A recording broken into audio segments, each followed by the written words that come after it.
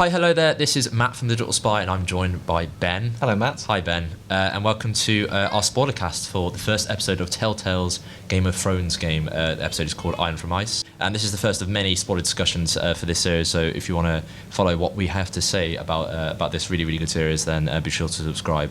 So I think this episode got a really strong start in part because of its shock ending with Ethan and Ramsay Snow kind of gutting him in the neck / face area at the end of a rather heated conversation. And I think it kind of, I think that's very rare for a kind of a Telltale game to have one of its playable characters. So early on as well. Yeah, to be kind of off straight away. Yeah. I kind of didn't expect him to survive the whole series. I don't think, given he's kind of out of his depth, But it's the way that it happened so soon. You barely got to know him, and I was starting to warm to him when his life was just cut short. Yeah, and it kind of leaves in a really kind of horrible place where one of the family members is taken away, and then kind of they're saying half the Ironwood is with this rival family, and we're going to garrison loads of our troops here, and it just leaves in a really bad place. I'm interested to hear kind of where you kind of.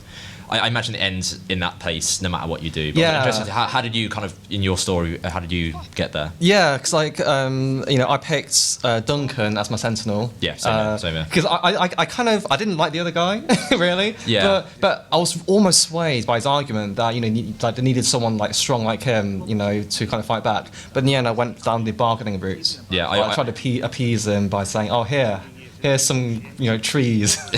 Here's some really good trees, to be fair. Yeah. And I tried to go for diplomacy, but it does make you think the way it went down, maybe going with Sir Roland would have been better. Yeah. Obviously hindsight's a beautiful thing, but maybe we should have gone with force. I think that's the intention, isn't it? Whatever you do, you kind of regret it. You're kind of oh damn, maybe I should have picked something else. Yeah. And before that was a really kind of tough choice as well, where you kind of there was a thief that stole, I think it was weapons.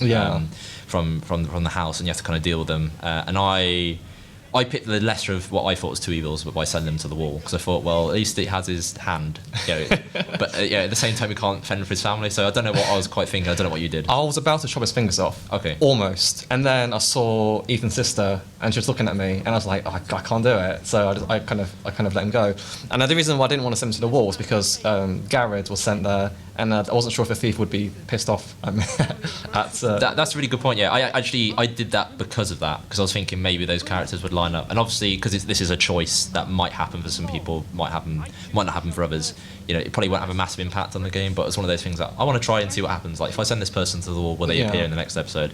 So we'll see. But what I thought that made this whole ending section so good is that the majority of this episode was building up to this moment with this encounter with Ramsay Snow. Unlike other Telltale games, if you're familiar with Walking Dead and Wolf Among Us, they usually centre around one character. Yeah. And the Game of Thrones games, it looks like future episodes as well. It goes out to I think 3 characters per episode, and it jumps around at different points, and you get their own perspective. And what this did was it went between Ethan, Garrett, and Mira to kind of, particularly Ethan and Mira, to kind of help build up to this point where how are you going to talk to Ramsay Snow, how are you going to kind of keep him off your back and keep him from effectively I don't know, just destroying your house after so much has happened to it already, because he really could put the end to you guys. So you went to King's Landing a few times with Mira, and she had some really interesting kind of choices and conversations to make as well. Yeah, Mira was probably my favourite sort of storyline to follow, just because it was so political, and you have to kind of think about allegiances, and there was so much going on from that perspective.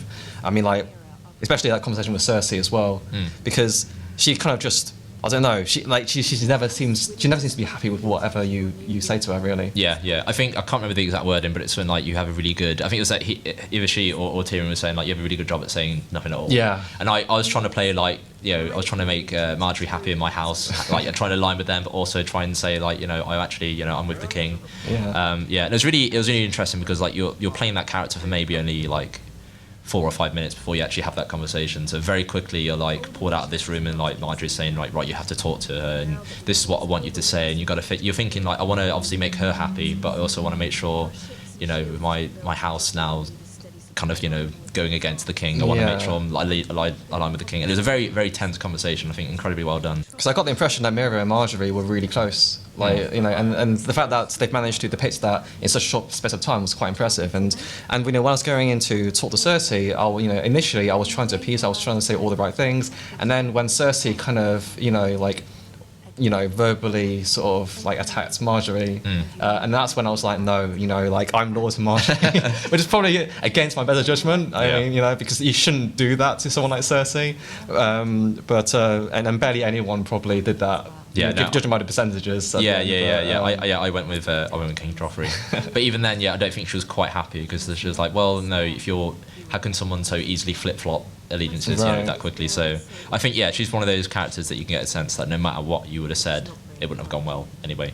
And then you have a chat with Tyrion, and I think there's a chat with Tyrion where he offers you to assist in retaining the Ironwood. Yes. I think I would have taken up Tyrion's offer, and I was so close to, but I was thinking about Marjorie and didn't want to betray trust. Yeah. Oh, I thought that was quite an easy choice to make. I was like, really? I just went for it straight away because I was like, well, I like Tyrion. He's a good guy from the show. Because at the time, Mira was about to ask Marjorie for her help, so I wanted to see how that panned out first.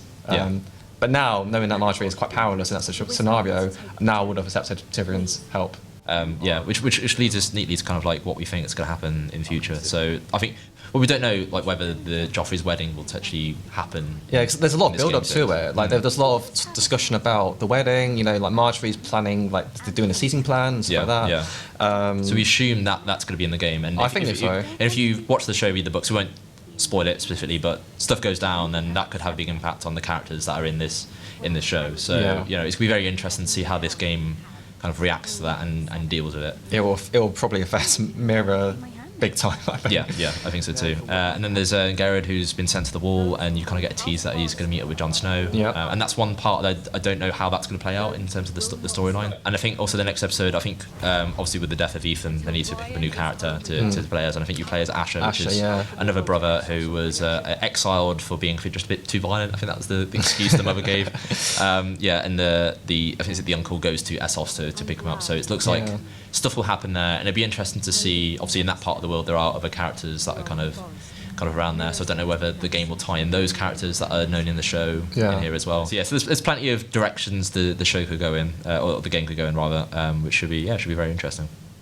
Thanks for chatting, Ben. And if you enjoyed listening to our spoiler cast, then we'll be doing this again every month when each episode releases. So if you enjoyed it, again, give us a like. Tell us what you think about this video and also the episode in the comments, whether you enjoyed that shock ending. And if you want to see more, then give us a subscribe. See you next time.